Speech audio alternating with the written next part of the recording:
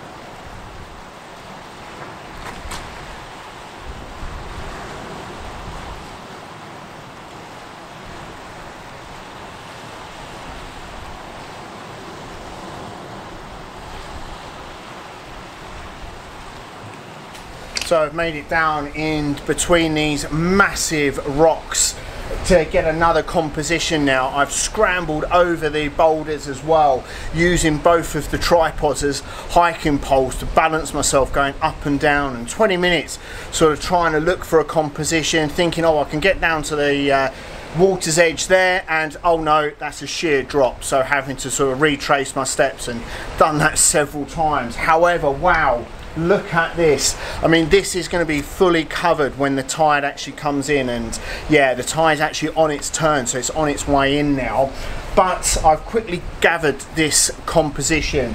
There's this lovely shaped boulder in the foreground with this pool of water around it, which is creating a lovely reflection of the light coming through from the light above onto the actual water itself, because of the size and the shape of the rocks on either side. But again, a bit like the first composition, using this as a natural framing for the actual composition. Now again, I'm going to focus stack this image, and I've also bracketed the image as well, taking a focus point on the nearest boulder, the mid-ground, and then onto the lighthouse itself as well. And again, obviously we'll blend all those images together. Because of the vast distance that I've got here, whatever aperture I use, is not going to necessarily give the desired sharpness throughout the image. And because there's so much detail and interest within the foreground, midground and the background, hence obviously why I want to focus stack the actual image, because to be honest I don't tend to do that too much when I'm shooting locally back at home, and that's probably because there's a lot of big skies where I shoot at home and very small information in the mid to foreground of the actual compositions I come up with, whereas here there's a lot of detail and I want to make sure that I capture it, because I don't fancy traveling another 7-8 hours back down here to actually come back to capture this composition. But yeah, it's working out really quite well. Again, obviously because of the light and the conditions, black and white is my thinking behind this. But yeah, obviously working out really quite well. Obviously shooting in RAW, I've got that option of turning it to black and white, but still obviously got all of that detail there should I wish and decide to actually use it as full colour. The other thing that I didn't do for this composition, and I mentally didn't want to do it, is put the polarizer on to take out some of the sheen and glare and cut through on the actual water down to the rocks and detail in the foreground. Because like I said earlier, with the shape of the rocks and the reflections on the water, I really feel that that's going to actually add to the composition, and adding on the polarizer, that would have eliminated that completely and really, in my opinion, would have detracted from this composition. But yeah, second one in the bag, making sure now that I'm cautious about this tide. Let's see if I can find another one.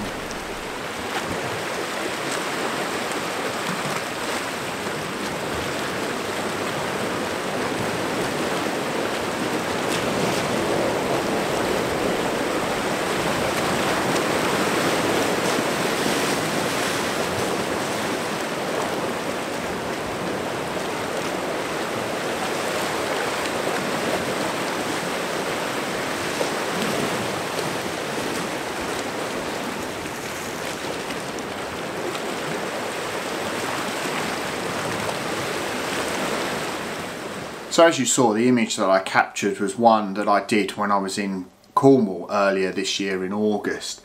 It's an image that I find that the composition itself is absolutely fantastic. I really do love the shapes and patterns and detail that I was able to capture within this image, and I can really connect to it because when I turned the corner and found and saw this gully leading down in between all of the rocks there as the low tide was at Godrevy, it was an absolutely fantastic scene in front of me, and I thought I've got to be able to capture this. I've seen a couple of images of around that area before I actually went to Cornwall, so I kind of knew that there was a number of compositions there to be had. But this one in particular I was really pleased to be able to capture. I think also looking at the image, and as I explained on the video that you'll be able to see linked at the top, one of the key things that I made sure I did when I was actually capturing the image was not to use the polarizer. And as I explained in the my thought process when I was taking the image, the main reason being it was the reflections of the light on the pool of water in the foreground. If I would have had the polarizer on, it would have cut through all of that glare, brought out all the rocks and the details in that pool of water, which would have been great, but I think it would have lost a little bit of the overall composition. And I think with the sort of the left and the right hand sides of the image of the sort of tower of rocks on either side really sort of frames the light that's been created over the top of the lighthouse itself, and yeah, sort of reflected into that pool of water. Having the details of the rocks and this massive boulder in the foreground as well worked out really well. And I've re-edited the image only because there was a couple of mistakes that I did in the image that I posted. But one of the things that I really can't work out if I really prefer either the colour version or the black and white version. I think the black and white, when you turn it into black and white, really does sort of bring out the darks and the lights of the image, really sort of makes it a lot more gritty compared to the colour version. But within the colour version, what you do get is all the colour and the detail and the seaweed, etc., the greens, that obviously when the tide is in, all of this area is completely submerged. So yeah, as I say, both colour and black and white